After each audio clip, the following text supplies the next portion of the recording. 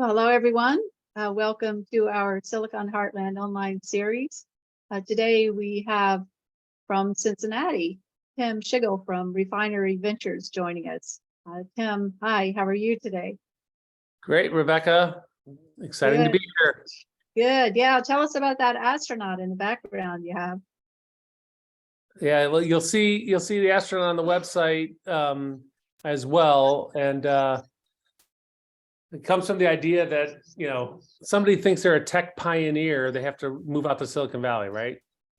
And the greatest pioneers were the astronauts, and they were from places like Cincinnati and Wapakoneta, Ohio, and Indiana, and so definitely a huge inspiration. Also, my very first job out of school, and this is how I got to Cincinnati. I was hired by a guy named Mark who went to Stanford.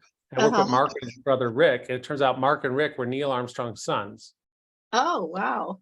So I kind of grew up knowing Neil Armstrong. My kids did, Mark, etc. So I thought, what more inspirational character for pioneers than the astronauts? Yeah, I see. The sky's the limit. We've been trying to reach. And anymore, it's not the limit. It's not the limit. The sky is not the limit. No. We can go even farther than the sky. Okay, near space. We need to get into near space, right? That's a cool one, right? So anyhow, we've been rounding the former Rust Belt with our series, and we've hit most of the major markets, and we have a few more to come. Cleveland next week, and then Rise of the Rest, March 7th with Revolution. Steve Case will be on the show. So hope you'll tune in for that. Now, let me move along here and tell you a little bit about Tim and welcome him to the show. First of all, let me just set a stage for us as we're talking a little bit of data here. I know Tim is into data as well. But look, here's some stats on where the Heartland markets stand in terms of talent, tech talent, and their growth over the past 5 years. So you can see it's all up. And Cincinnati is one of the major gainers. But a lot more work needs to be done. In venture capital, only about 25% goes to the inland region. And in the Rust Belt, or former Rust Belt, real core of the Rust Belt, only 10% of VC deals and 6% of VC money goes to 7 core inland states. So Tim has his work cut out for him. And we're going to hear about that. So Tim started Refinery Ventures in 2017. He's a serial entrepreneur and an investor in the Midwest with Silicon Valley experience, and that's great because this is what the Midwest needs. He's also created the Share This tool for the internet, and I love that. I use it all the time, and he was out in Palo Alto when he did that. He's also been a board member at Centrifuge in Cincinnati, and he set up Centrifuge's fund of funds for the region. Like me, he grew up in Ohio, but he grew up in the north, and I grew up in the south. He's got a electrical engineering degree from Case Western, and he also likes music like me, and so he plays guitar. Maybe Tim will tell us a little bit more about that. All right, a few little points about Refinery Ventures, based in Cincinnati, investing in software, but not limited to industry, because software affects all industries today. He does seed and Series A deals. 2/3 of his deals are in the Midwest. And he's got a unicorn in his portfolio, because we're going to hear about that as well. He's already done 2 funds. And look, I love this quote of his: money will find growth. And Tim just amplified that by saying that water will find its place too. So anyhow, let's welcome Tim to the show. And please get your questions ready for Tim, because we're going to get to that a little bit later in the show. And we can ask Tim directly what his views are, what his perspective is on startups, entrepreneurship, the whole inland region. Okay. So Tim, I'd like to start with your Silicon Valley experience, how you ended up being in Silicon Valley. You grew up in Cleveland. You went to school at Case Western, and somehow you got to Silicon Valley. I did kind of the same trail too, but I went to New York first. But how about you? Well, I came from a large family, blue collar family. My dad worked in the steel mill, Vietnam veteran. I worked in the steel mill for a summer. Played guitar, went to Case Western, helped start the curriculum for computers and music. So the initial days of digital music production, which was interesting. The three schools I had in mind were Case, Carnegie Mellon, and Stanford. But I was the first in my family to go to college. So I didn't have a whole lot of help figuring out how to navigate that. And the idea of going to school somewhere where you had to take a plane was kind of a foreign idea. Just didn't even know how to navigate that. So Case, for me, it was Case was great school, and so I went, had a great experience, learned a lot. But this first job that I had, I was hired by Mark Armstrong, went to Stanford, and we did a lot of work with Apple. He had a lot of connections at Apple. A lot of his fellow students went to Apple, and that began my connection to Silicon Valley. So we were a small firm. Procter & Gamble was our biggest customer at the time, and we were building applications in HyperCard. If anybody here on the Zoom knows what that is, and I was building networks and putting in things called routers, and this is all like pre-Windows, very early days. Yeah. And we were one of two firms that Apple would call on to do these kind of large enterprise applications for their biggest customers. So I had an temporary office space at Apple. I would go back and forth, and that I've had those connections ever since. And I've had an office or a place to live out there off and on over 30 years. Although my permanent residence and home, and my kids were all grown up here in Cincinnati. Right. Now I understand the weather is much better today in Cincinnati than it is here in Silicon Valley. Well, the latitude's the same, Cincinnati and San Francisco, and I would find that most of the year the weather was similar. The benefit of the valley is that if you don't like the weather where you are, you can drive 30, 45 minutes to a different microclimate. In Cincinnati, in the dead of summer, when it's humid and there's not many places you can go that are close to cool off, get the ocean breeze. But other than that, a lot of similarities. My kids are 30, 28, 26. My 28-year-old lived in San Francisco in the city for a couple years ago, and North Beach. And she was a little disappointed because it was just foggy and kind of cold most of the time. She never really got as much California sun as she thought she was going to. Right. Yeah. There's these microclimates that San Francisco is very different from the area that I'm in right now. I'm south of the fog belt, what they call the fog belt. Mm-hmm. So that's good. Although I had an office in San Francisco for about a year, and then ultimately was in Palo Alto. So I've spent most of my time in the Palo Alto area. Yeah, it's a nice area. Stanford's there. Actually, my house that we rented for 6 years was right near the disc trail, or the dish trail. Valley Dish. Sure, I know where that is. Yeah. Good spot. Very good spot. Okay, so tell us about creating Share This. How did you do that? Well, it kind of actually starts with I joined. So I wanted to get into venture capital someday. I was working all over the world. I just kind of lived in Cincinnati, and thought I'd have to go to the West Coast to get into venture capital. And I was doing a startup in the 90s, actually very early on the internet, this new thing. And turns out there was a venture capital firm in Cincinnati, the first one ever in Cincinnati, called Blue Chip Venture Company. And they ultimately, the company was, didn't quite work out, and they asked me to join them. And didn't work out because I was using some software and platform for the internet that didn't work out. So it was a decent attempt and a great learning experience, but it got me into venture, where I was for 9 years. And I was one of the first investors in a company called advertising.com in Baltimore, which was acquired by AOL. And so that and a bunch of other deals in the internet marketing media space. So pretty connected there. And what this hypothesis I had was that I tested and validated is most people get their information not from search, but from links people share with them. Right. Every day I was sharing 15 links and people are sharing 15 links with me. Excuse me. And when I looked into it, there was nobody that tracked it. The Google didn't track it, Netscape didn't track it, Yahoo didn't track, nobody tracked it, Gartner didn't track it.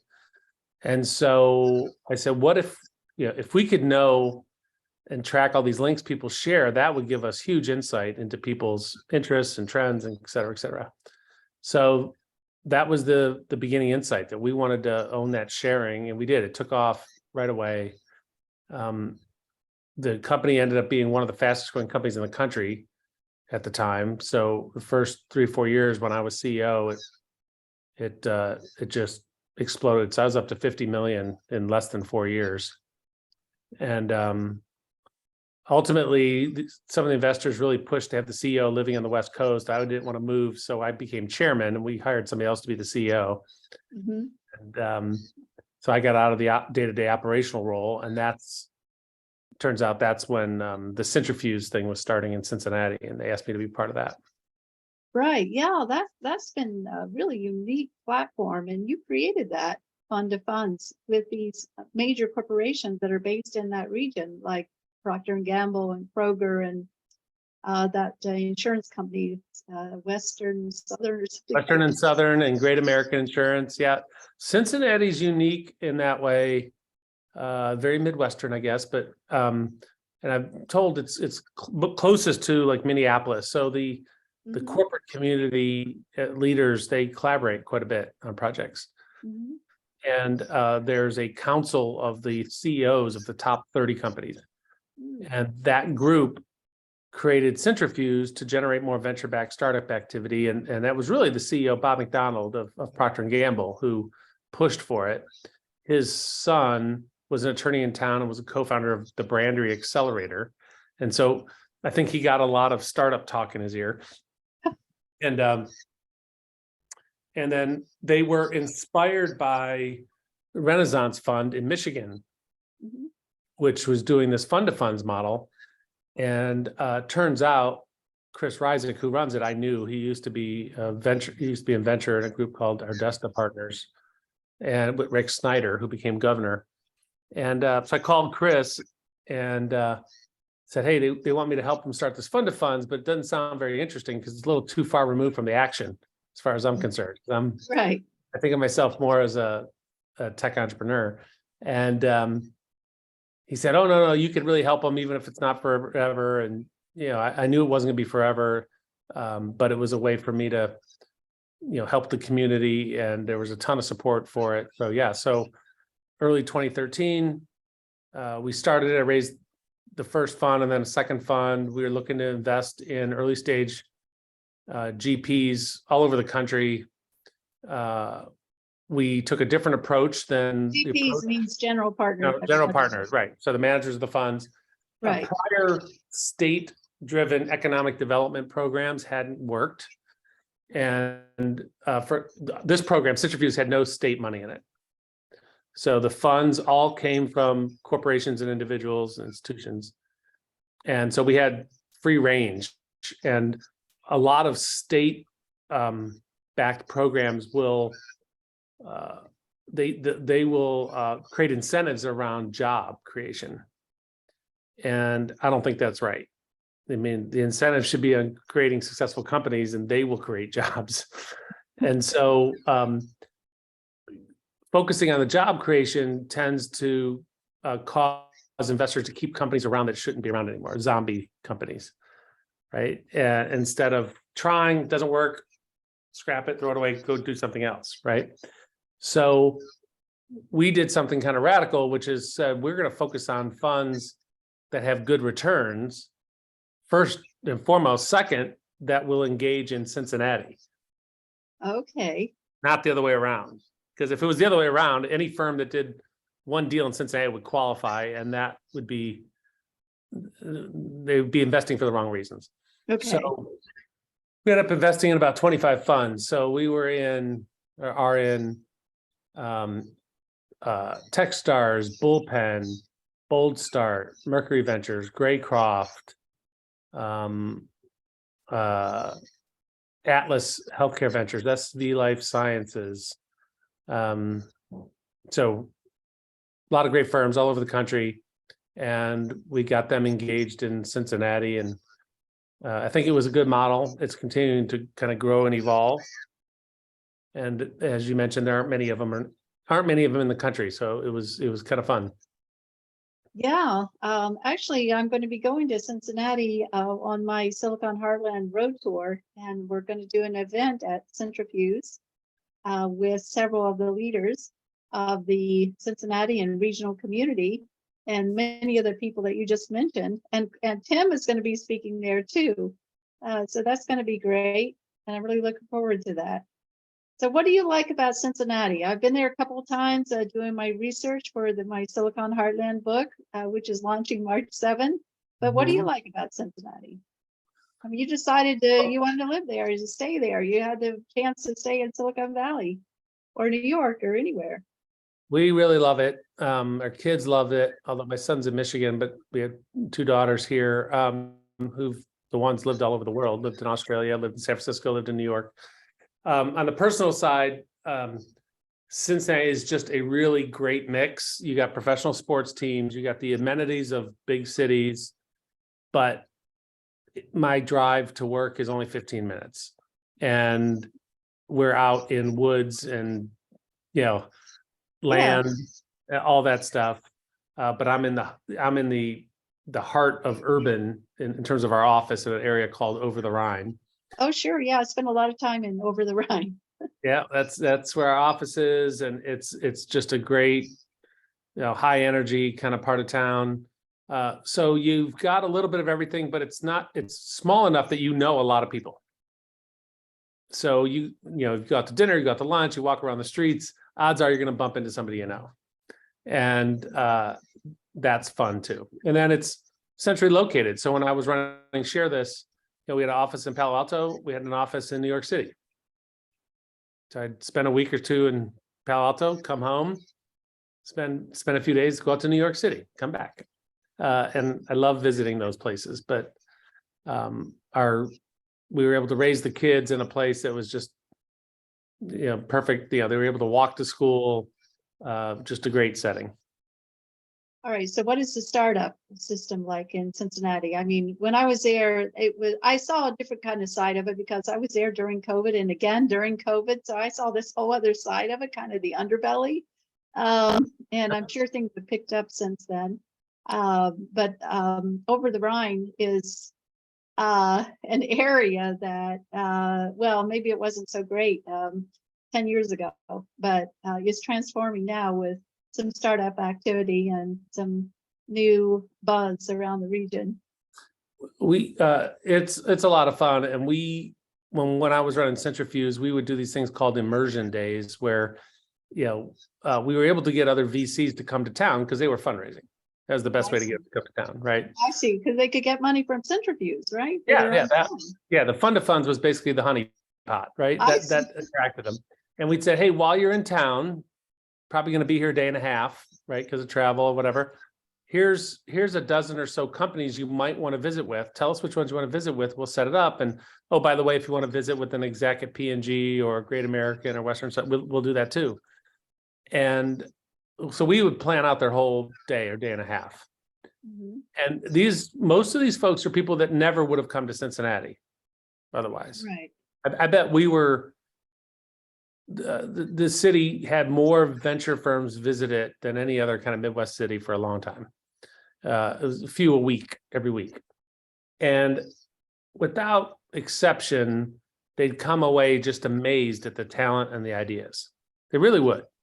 And they were totally surprised, which, isn't a surprise, I guess, because they wouldn't have come here, right? And these are smart people. They just aren't in the same networks. They don't travel in the same networks that the VCs traveled in. So it was really amazing to see. And we would do some events pitch events, and we would invite the VCs, we invite the big corporations, and we invite these startups, but we'd mix it. The startups would be from our venture firm portfolio companies as well as locals. So there'd be a nice balanced kind of mix of presentations, and you didn't know where they were from. And the amazing thing that happened is that the customers in the audience and the investors would see a pitch, and they might think it's a Silicon Valley company. It turns out it's a Cincinnati company, and they were just blown away. So it just changed their perception of the companies, because they didn't know the difference between, what was it, Silicon Valley or Cincinnati, and really did something, I think, for the confidence of the entrepreneurs as well. So that was fun to watch, and we had a lot of good matchmaking that happened when we did those events. Oh, And yeah. there's still Centrifuge team is with Pete Blackshaw as the CEO. They continuing to experiment with those kinds of matchmaking events and vertical, topical kind of events that help bring people together. Right, yeah. Pete Blackshaw was on our show back in December, and he's going to be speaking at the event that I'm doing in Cincinnati on April 11th, as well as P&G. And Tim, you with your portfolio company, which is a unicorn, astronomer. So that's one of the few unicorns actually in the Midwest, I think. So tell us a little bit about that deal and why you did it and how it's doing. Sure. Well, first of all, it's kind of funny. So there was the local paper, the writer Liz Engel does a great job, and she was trying to write about them and two other companies that are also have done really well, 80 Acres and Enable Injections.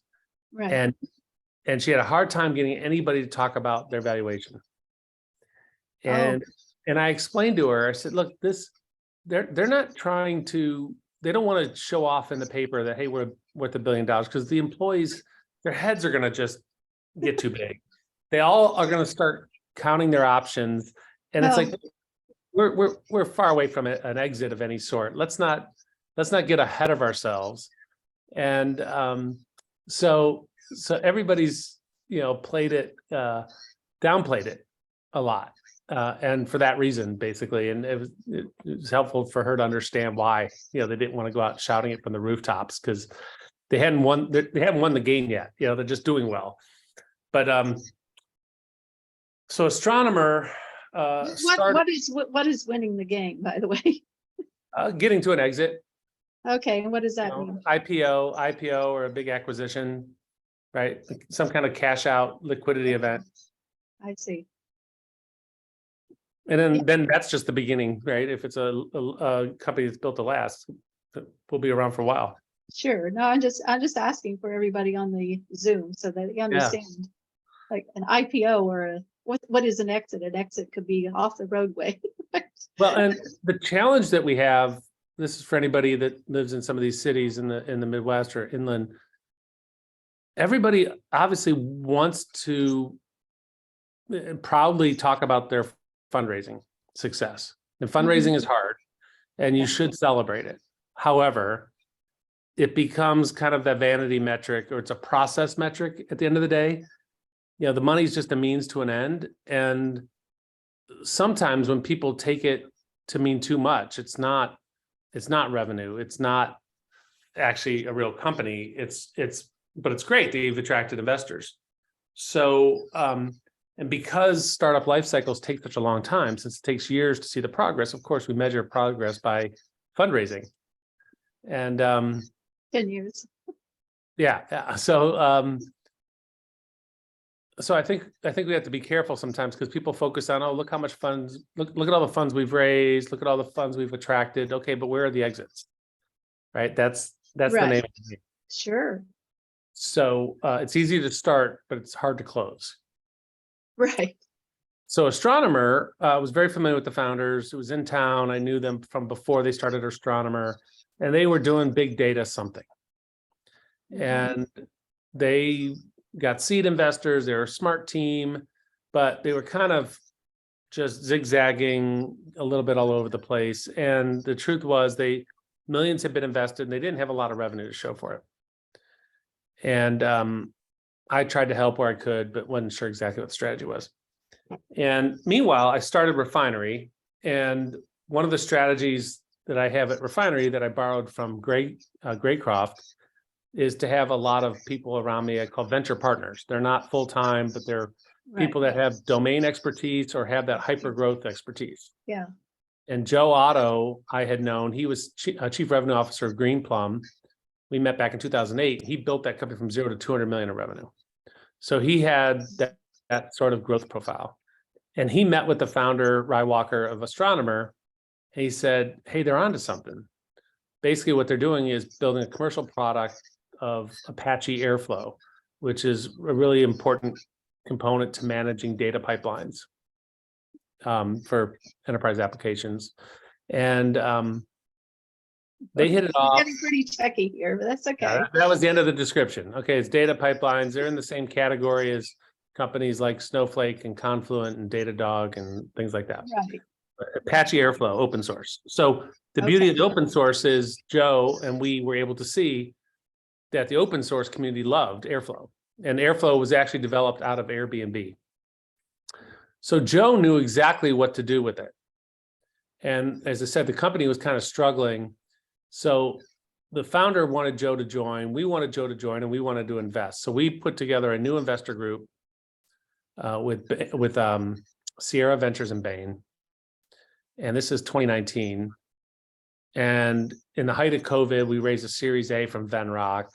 He grew the revenues probably 10x in that period of time in about a year. 4 to 6 months later, get a term sheet from Sutter Hill for another big round. Oh, these are big firms, yeah. Insight Capital, Meritech, and then JP Morgan did the last round. So very large customers. JP Morgan's a big customer. Walmart's a big customer. And so all of that happened in the span of 3 years. I see. And you were the lead investor. Your firm was the lead investor. Well, yeah, it was a group effort. Let's say that. So it was, but it took bringing Joe in as the CEO, bringing in, he asked me, what do you think of Sierra Ventures? I said, I love Sierra Ventures. Yeah, we were just starting Refinery, so we were small.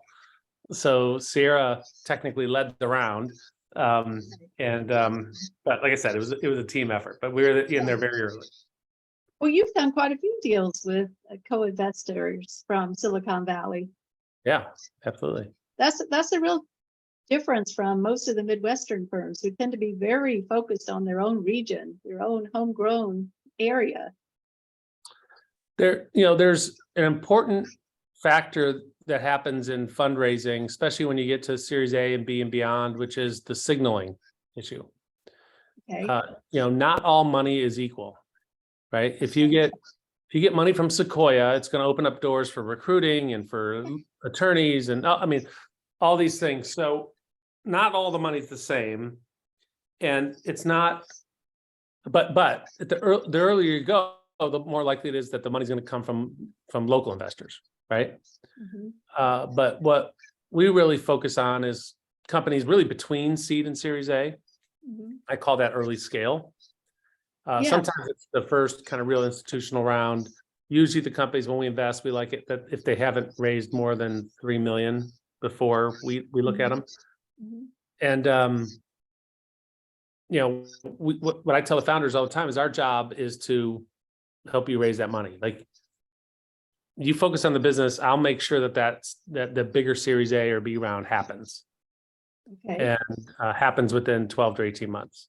Okay. And as long as the growth metrics are there, it's not hard to do. I mean, we've never had a hard time raising money if the metrics are there, which gets to the quote you mentioned earlier. The capital finds the growth. If growth is happening, money will flow. And which is why I started Refinery, because what I saw was people have complained about the lack of venture capital in the Midwest for decades, and I've been part of it. But that represents a misunderstanding of the situation. Money would happily flow in. Coastal investors would love to invest in Midwest companies. They understand they're more capital efficient. They understand they don't have to compete with other venture firms in the coast. The issue is they have to see the growth. They're not going to travel for an idea for a founder and an idea, right? That's not, they've got them in spades all around them within 15 minutes. But if you call them up and say, hey, we're growing 5 times year over year, they're going to be on a plane the next day. You know, investors, you know, they may not be that smart, but they know how to recognize growth, right? And then they'll talk strategy. But first, they got to be convinced that there's growth there. So Okay. our job is to help the companies understand what investors are looking for and how to unlock that early growth. I see. So what are some of your superstar companies coming up? I know you just were in Austin. So you have a portfolio company in Austin, Texas. We do. That's StoryFit. So they use AI, ML to screen and So everybody knows optimize. AI and machine learning. Machine learning is ML. Right. Yeah, okay. They use that to optimize movie and television scripts. Oh, wow. Amazing what you can find out. They scene by scene, character by character. And the streaming services, you know, Netflix, Amazon, Apple, Hulu, et cetera, are investing billions in content, and they need to be more efficient about it. And they need to be better at picking, you know, winners and losers and understanding that. And this technology gives them and gives the creatives, it doesn't create them, it doesn't create the movies. It doesn't replace the creatives. It gives them better insights to know how to tweak to make sure that the content's resonating with the audience. So that's a really fun company in Austin. We have about 2/3 of our companies are kind of Midwest, but we have a number of them on the West Coast: Titanium, cybersecurity, Vantage Robotics in basically Oakland, San Leandro, Red Circle podcast platform in LA, StoryTap in Vancouver, which is really fun company. What StoryTap does is replaces consumer reviews and FAQs that are text-based with video. Oh, Basically, people don't want to read anymore, right? that's true. Yeah. And they've created a way for any consumer to submit a product review, and the video prompts you through a few questions. So it has kind of guardrails around it, so people don't go off the reservation. And a lot of analytics on the video, some quality control. But within an hour, you could have hundreds of videos. And the videos are by authentic, real customers. So they turn out to be more effective than any influencer content you could ever have. So Because- could they do a video of my book content? Absolutely. They could? Yeah. And they're launching a plugin for Shopify. And it's much like we did with Share This, where it's a plugin. We can plug it in and all of a sudden you start getting videos. So they have a number of big brands using them. And I think it's going to be the future of all reviews. And because also for FAQs, it reduces call center volumes. So think about it. When you get a product, if you have a problem, you're trying to figure out, what do? You go to YouTube and look it up, right? How do I do this? Well, at that point, the brand is out of the loop, right? They're not involved. That's And true. they want to be. That's So right. the brands need more video. They need better video SEO, and they need that content. But historically, the brands are investing millions in high production content, and they don't have a lot of it. This allows you to generate a ton of content without spending millions of dollars. And it's better content. It's better. It's more authentic. Oh, So that's great. that's StoryTap. We have recently, we have a company called Ready Health in Columbus, Ohio.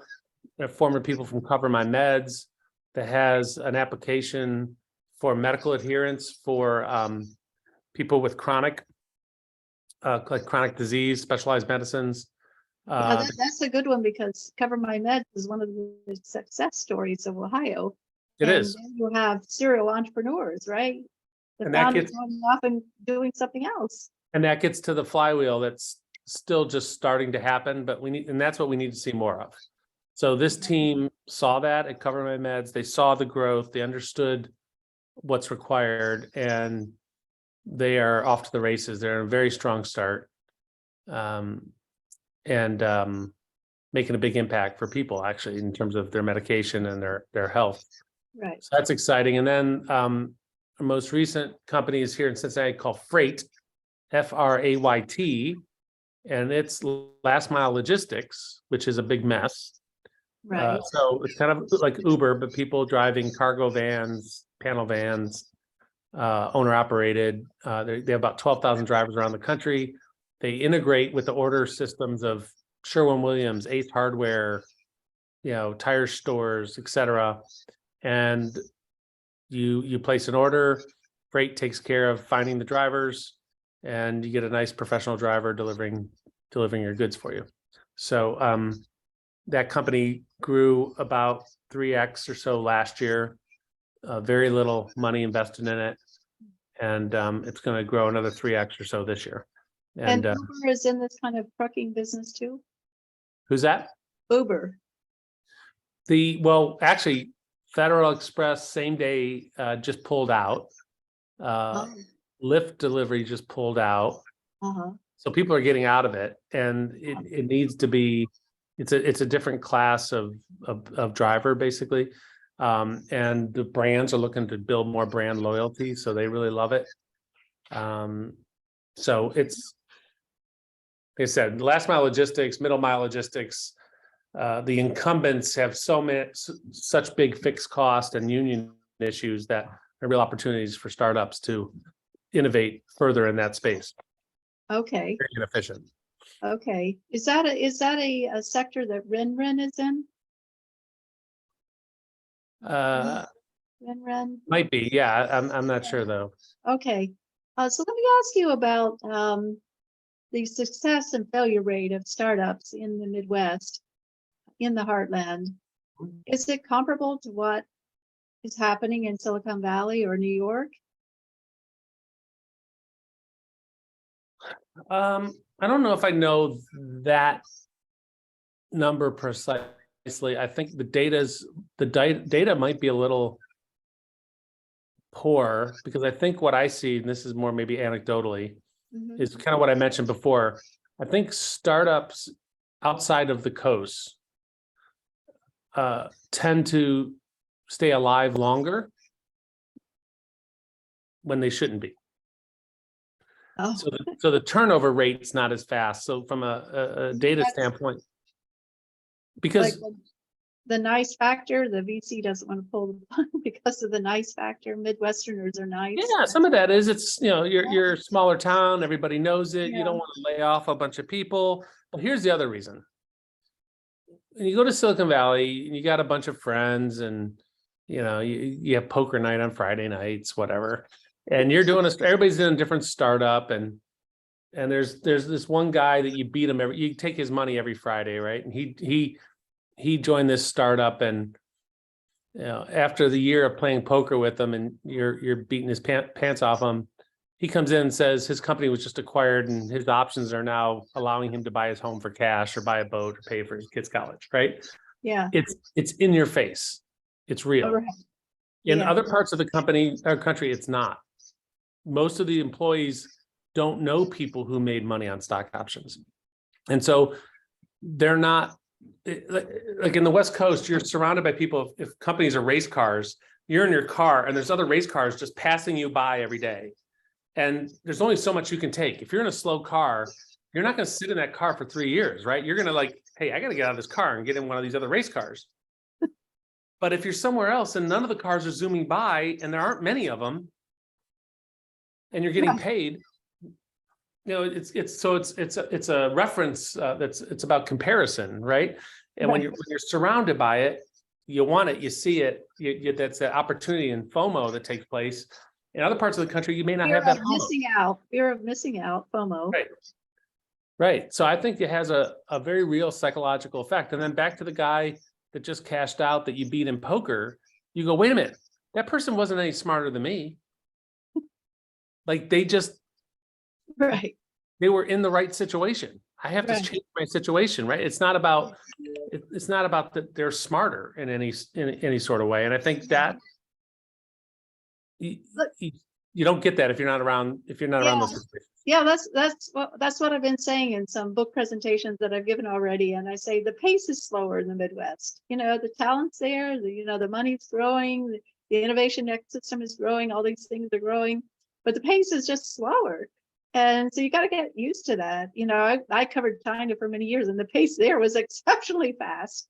So anyhow, it's interesting to compare these global ecosystems. Let's see. You don't have to be making a lot of money to have a nice house in Cincinnati, whereas you have to make double the money you make here in San Francisco to live in somebody's closet, right? So you're very motivated to get those outcomes. Oh yeah. Although housing prices have dropped about 10% in this area. So it's a little more reasonable. You might be able to pick up something for under $1 million, like the tiniest ranch house. It needs to drop 50%. Yeah. Okay. This is why people, they stay in Airbnb and afford to, or they stay in their car. I don't know. Some people have stayed in their cars. Okay. All right. Hal Kelman, he wants to say hi from Palo Alto. Just looking at his. Yeah. Yes, Hal, I've been to Computer History Museum. Absolutely. Yeah.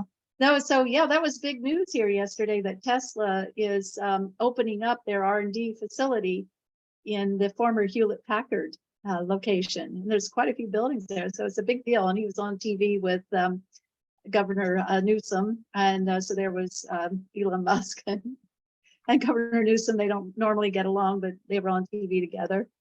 Okay, so Hal Kelman is our expert here.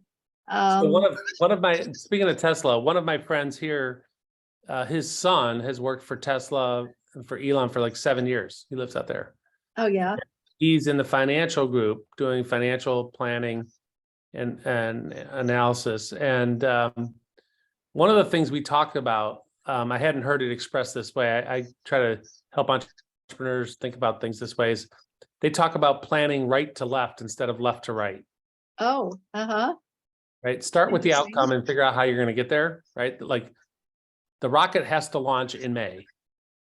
There is no June. There is no, it's like, it's May. Figure it out. Right. Versus left to right. Like, well, here's our starting place. And then we have to do this, we have to do that. And if we add those things, all those steps all up, it's August. Right. Right. No. And, so that's the same thing. If you're trying to lose weight, you set your goal. Like I want to weigh 150 pounds. So then you say, okay, what do I, right now I'm 180. So I'm going to get to 150. Right. What's amazing is unless somebody's worked in that environment, they don't understand that. And 90% of corporate America is the left to right thinking. It's the other way. It's the other way. Totally. Yeah. And so outside of Silicon Valley, I just use that for shortcut. Obviously, it's New York and New England. Right. Also, this happened to me when I was doing Share This. Like we were growing so fast every quarter, and it finally dawned on me that a lot of these, and this is originally when most of our employees were here in Cincinnati. It hit me that they're probably a bit scared because they've never worked in an environment that was this seemingly unstable. Oh, yeah, right. Like you and me have both been through other unstable. Yeah, you're like I would tell them, don't get used to where you're sitting, don't get used to your name tag, don't get used to your function. Yeah. Like we're gonna adapt quickly. Every quarter, things are changing. Yeah. So like today, the Google said, okay, you're not going to have a desk your own desk anymore at Google. You can have to come in if you're going to come in remote work. Just come in and you're going to take any random desk. So they're trying to save on real estate. Yeah, so it's this perspective of growth is, like I said, it's rare. It doesn't. It's even rare to some degree, even in Silicon Valley, but it's even more rare outside of Silicon Valley. So if the data that I found is in Silicon Valley, almost 40% of the venture-backed founders had prior hypergrowth experience. Oh. When I say hypergrowth, that's like 0 to 10 in a couple of years, 10 to 100, that sort of thing. I wish I had that experience. It's In, in in other, journalism and content, you don't really have that experience. no, unless you're part of this organization that did, but, Yeah, but however, you could have a bestseller. but that, it's, 35 to 40% in Silicon Valley. It's outside of Silicon Valley, it's more like 5%. Uh-huh. Oh, really? And this is the main reason why I started Refinery, was because I realized that was the key limiting factor. Most of the entrepreneurs in this part of the country they're very smart. They have actually some really great ideas, Mhm. but they don't know what it looks like to be in a high growth situation, and they don't know people that have been in a high growth situation. So they need help with that. Or Yeah, they need people to managing join that, them. you got to you got to hire new people, and you got to manage all that money, and you got to figure out, you got to keep your products up to date and keep refining your products and all that marketing. And God, it's a lot. It's not just, creating a new tech toy. It's running that new tech toy, right?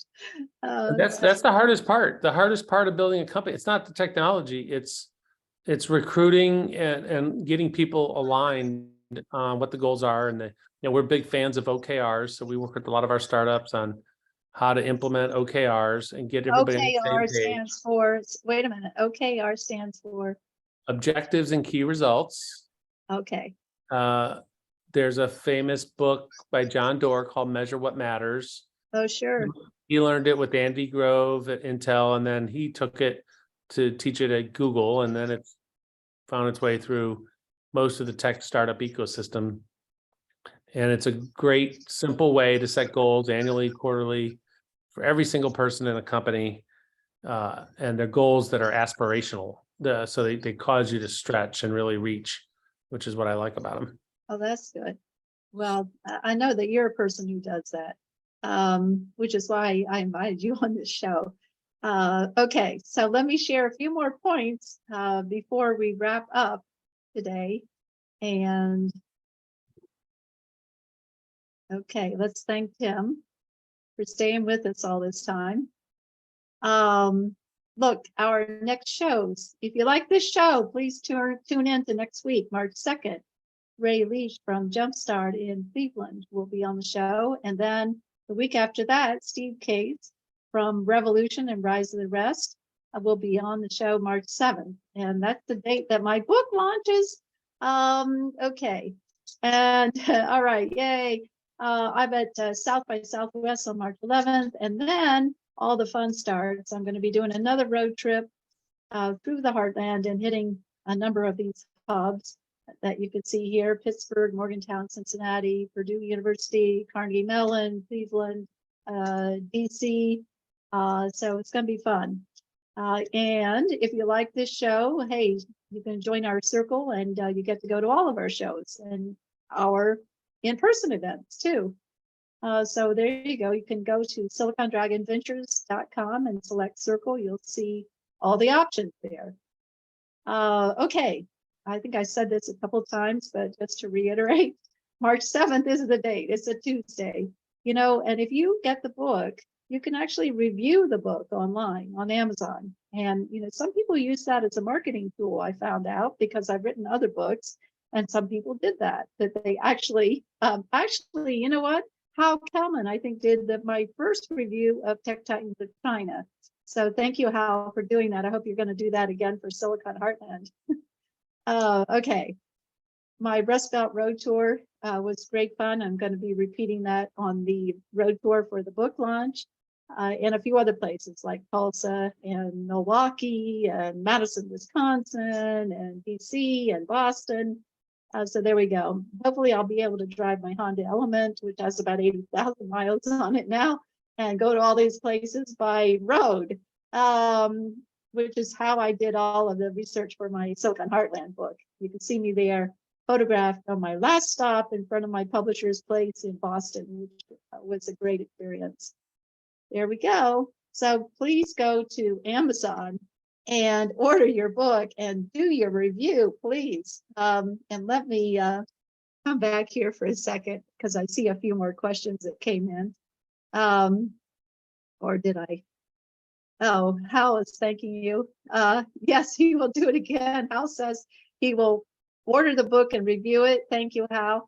And look, Tim, do you have any final remarks before we close out? I really would thank you for your time and your expertise and all your insights with this show. And I actually look forward to seeing you in Cleveland and Cincinnati too later on.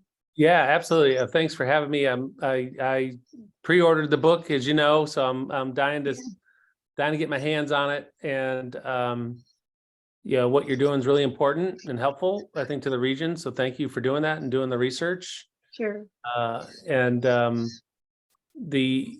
For everybody else listening, one of the things I'm looking for with Refinery are people that have those Midwest roots that might have had that hypergrowth experience on the coast and want to come back.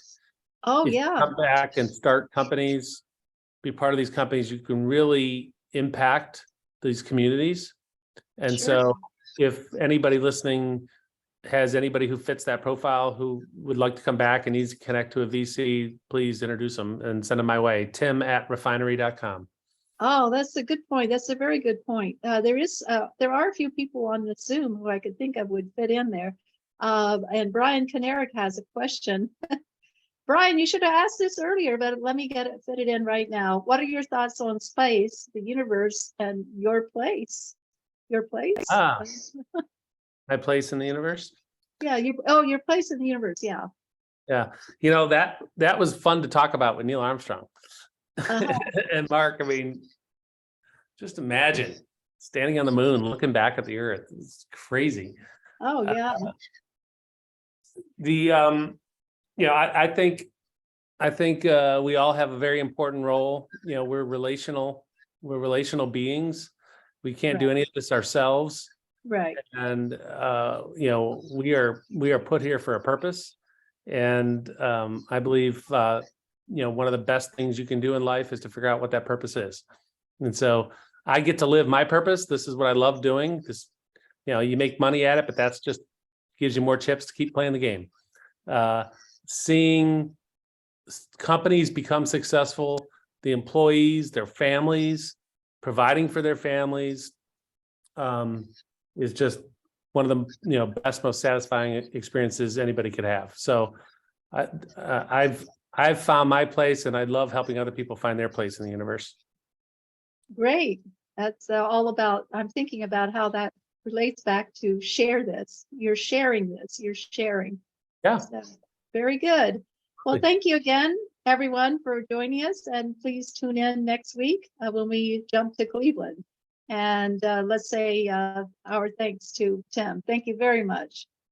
Thank you. All right. Take care now. Bye-bye.